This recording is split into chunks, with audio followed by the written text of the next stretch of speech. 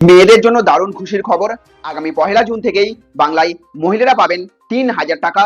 লক্ষ্মীর ভান্ডারের বদলে এবার চালু হচ্ছে অন্নপূর্ণা ভান্ডার। তবে এই প্রকল্পের সুবিধা পাওয়ার জন্য রাখা হয়েছে 10টি ভয়ঙ্কর শর্ত। আপনি যদি একজন মহিলা হয়ে থাকেন অথবা আপনার বাড়িতে মহিলা থেকে থাকেন এবং যদি আগে লক্ষ্মীর ভান্ডার প্রকল্পের টাকা পেয়ে থাকেন, তাহলে তারাও এই অন্নপূর্ণা যোজনার সুবিধা পাবেন কিনা, সরকারের তরফ থেকে 10টি কি শর্ত রাখা হয়েছে, কিভাবে আবেদন করতে হবে, কোন কোন ডকুমেন্ট লাগবে, ফর্ম কেমন দেখতে, কিভাবে কোন ফর্মে আবেদন করবেন, সমস্ত কিছু জানিয়ে দেবো আজকের এই ভিডিওতে। শুধু তাই নয়, সরকারি বাসে মহিলাদের ভাড়া একেবারে ফ্রি করারও বড় ঘোষণা সামনে এসেছে। তাই ভিডিওটা শেষ পর্যন্ত অবশ্যই দেখবেন।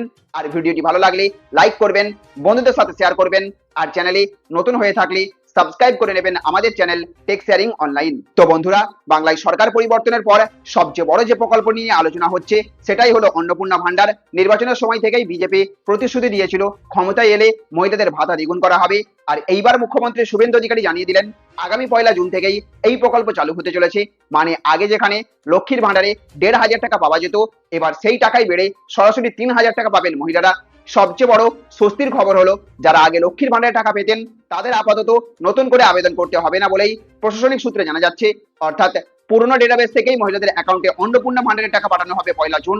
তবে ভবিষ্যতে যদি কোনো তথ্য আপডেট বা নতুন নথির প্রয়োজন হয় তাহলে সরকারিভাবে জানিয়ে দেওয়া হবে।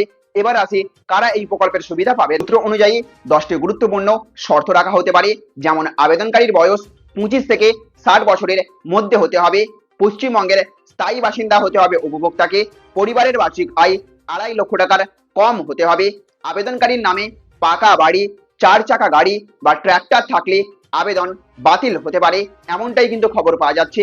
এছাড়া কিছু গুরুত্বপূর্ণ ডকুমেন্টও লাগতে পারে, যেমন রেশন কার্ড, আধার কার্ড, ব্যাংকের পাসবই এবং সাথে সাথে আরও লাগতে পারে আয়ের শংসাপত্র এবং বসবাসের প্রমাণপত্র লাগতে পারে ডকুমেন্ট হিসেবে। এবং অতি অবশ্যই আধারের সঙ্গে মোবাইল নম্বর বা ব্যাংক অ্যাকাউন্ট লিঙ্ক থাকা বাধ্যতামূলক হতে পারে। অর্থাৎ নবান্ন সূত্রে আরও জানা যাচ্ছে আবেদন বা পুরনো তথ্য সবকিছু ভালোভাবে যাচাই করা হবে। সব তথ্য সঠিক থাকলেই অনুমোদন মিলবে। আর এখানেই শেষ নয়, সাথে সাথে রাজ্যের মহিলাদের জন্য আরও একটা বড় ঘোষণা করা হয়েছে সরকারের তরফ থেকে। শুভেন্দু অধিকারী মুখ্যমন্ত্রী হিসেবে জানিয়ে দিয়েছেন, জানা যাচ্ছে 1 জুন থেকেই সরকারি বাসে মহিলাদের সফর সম্পূর্ণ বিনামূল্যে করা যাবে।